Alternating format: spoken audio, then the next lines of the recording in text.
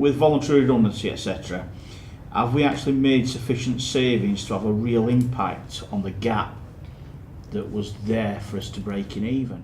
With the number of staff, of counter staff that have left on VR, that's saved us in a full year, so the full year equivalent, everything it would cost us to employ those people for a full year has saved us just a fraction under £13.5 million.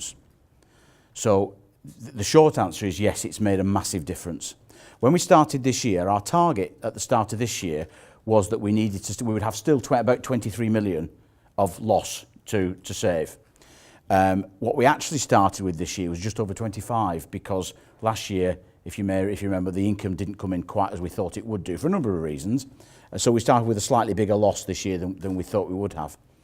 But the 503 staff who will have left on VR by the time all the ones who've applied to go have gone will have saved us just under 13.5 million, and that's slightly more than we thought it would. So I suppose that takes us into a question that, are we going to get to break even by the time we get to March next year?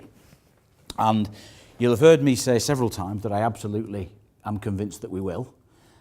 This year has not been an easy year so far for lots of reasons, and you'll see in your own branches you're probably not hitting the income targets in all the products that you'd like to, and that's across the business, not just in Crown's, in the agency branches and in WH Smith's, and we're seeing better income in some areas like passports and MoneyGram, but we're not hitting our income targets in the mails business because of competition.